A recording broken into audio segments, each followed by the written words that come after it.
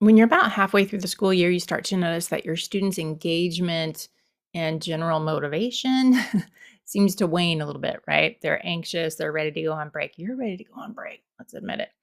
So instead of being sort of surprised when your students get this way, even if you're running a really, really engaging writing program or whatever you're doing, you could be playing cahoots all day and they will still get tired and unmotivated. So instead of being surprised by it, I suggest that you plan for it. And I've put in some systems in my writing program that will help get over that hump of like, how do we kind of turn the page here and get them back on track? If you're new here, my name is Robin Mellum, and I am a children's book author. I'm a teacher, instructional coach, and I've written my own writing program called the Structured Writing Program. And it focuses on weekly workshop skills. There are 6 power skills that the kids work on, and they're taught explicitly. They need to be taught skills explicitly. And then we do the essays in blocks, 10-day blocks, and we treat it more like game day. So they're different. We don't do essays in a workshop format. And then we also do daily sentence writing and practice with quick writes and voice and all of that. So they are constantly writing so that they build their stamina and their confidence. And there's more information about this below if you want to learn about the program. But I'm going to talk to you today about 3 different ways that you could sort of inject a little bit of engagement and how to sort of switch things up to make the beginning of the year go like much smoother.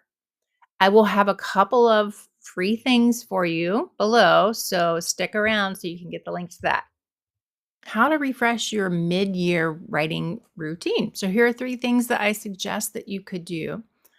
One of the things is when you're doing a warm up, and in my program we have an ELA 3 a day that a lot of people are doing, right? So we're doing daily sentence combining, and we're doing grammar, multiple choice question, and then they're doing a quick write every day based on an image that they're given.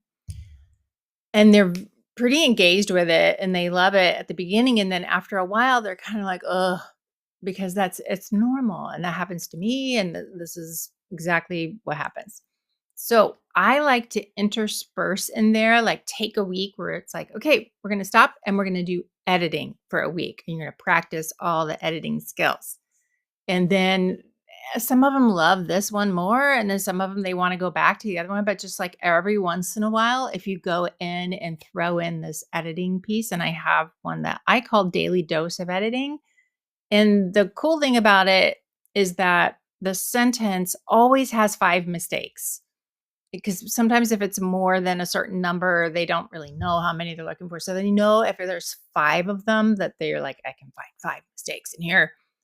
I know some teachers who they have the kids do this in little small groups or with a partner too, so they can kind of talk through it. And so here's what it looks like. I'll scroll down here. If you're listening on the podcast, I'll explain to you. There's 3 parts to the editing. The first is the sentence that's wrong that has the 5 mistakes in it. And so they have to annotate that. They've got a highlight or circle or whatever you do to show the 5 mistakes. Then they rewrite that sentence perfectly, now with all the punctuation perfect. And then the third task is that they now strengthen it and elaborate. And at this point, maybe they've been working on all the sentence combining that you've been doing, and they've been practicing with compound complex sentences. So this particular example is a compound sentence, but could they turn it into a complex sentence? Maybe even if they're sort of stuck, you could say, well, why don't you start your sentence with as and see if you could flip it around and make it a little bit more interesting. Tell them to start it with although, give them a little starter if they're not used to this. And then once they get into it, they're like, oh, okay, I get what you're doing there. And so they find that like they can learn all the editing marks too. So I like to teach them how to, circle things and show spelling errors and stuff like that. So you could do that. I do have these in a black and white printable too.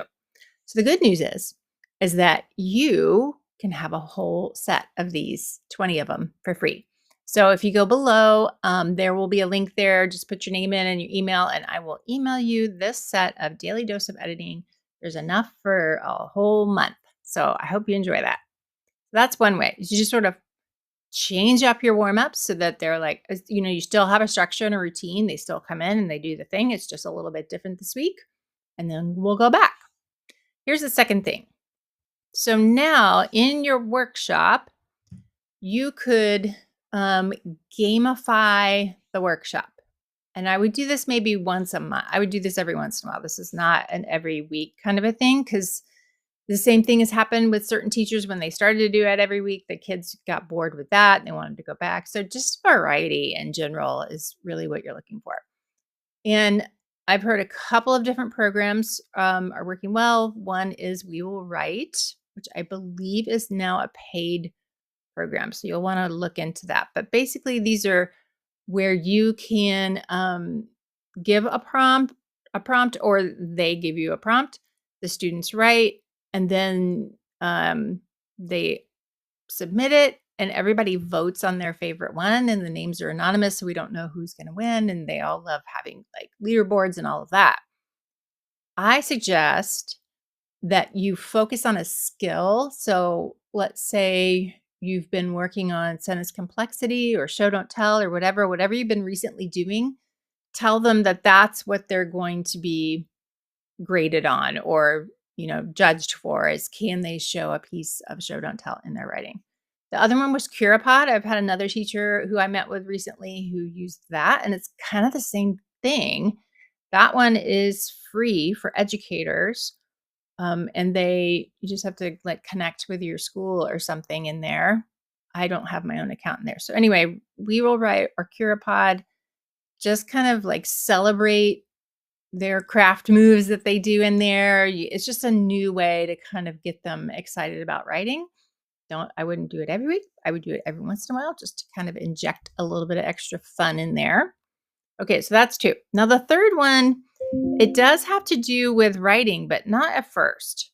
So I want to talk about the use of a mystery box or a folder or like a bag or whatever you want to do. I would use this more often than we probably are.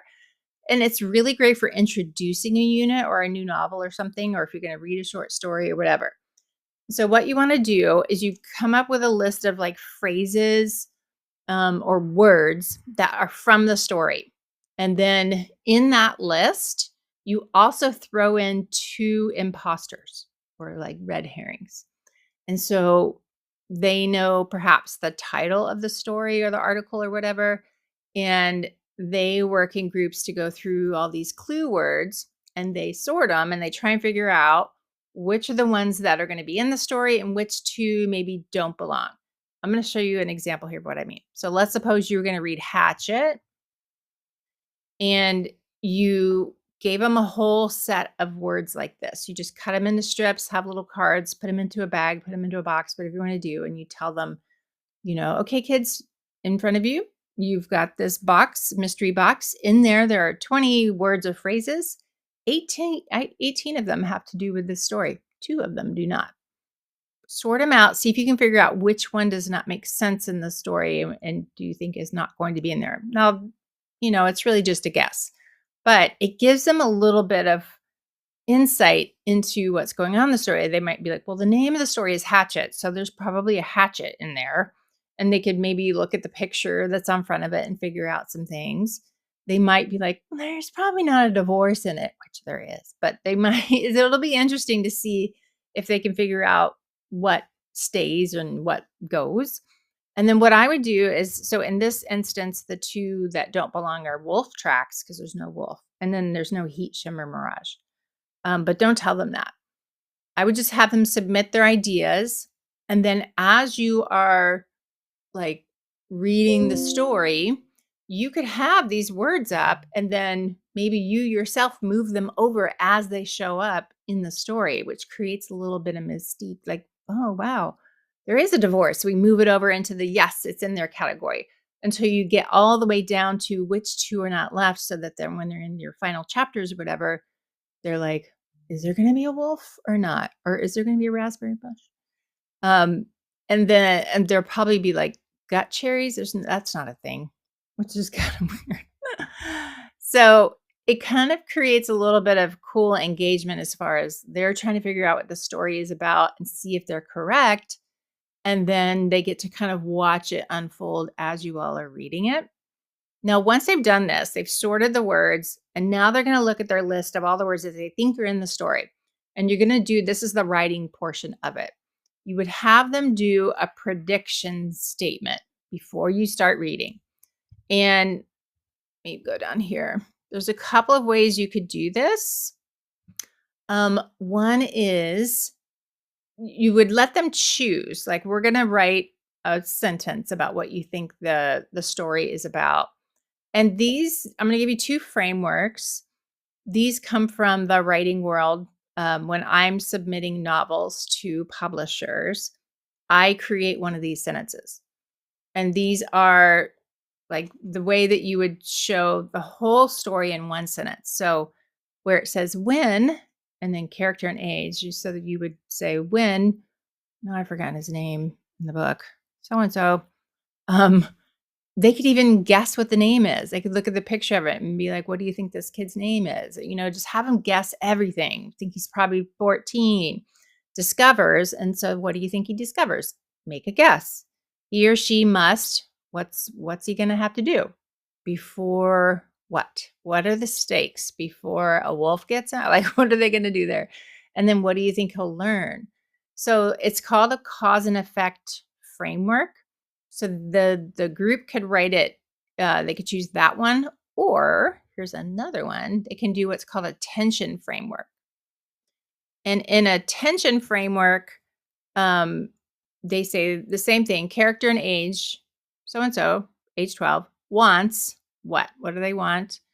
But when blank happens, some conflict, something they discover, he or she must do what? Or risk, like the world exploding, losing all its friends. What could happen if they don't do that?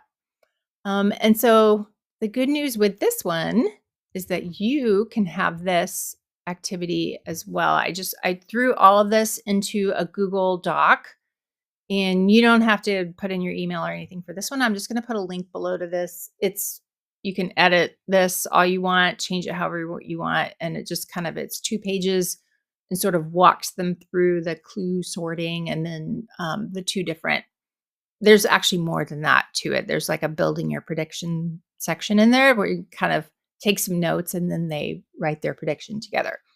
So those are the things that I would suggest if you are going to try and change things up, maybe when you get back from break, just to make sure that your students are on their toes and engaged. So look below for the links to each one of those things, and I will see you in the next one.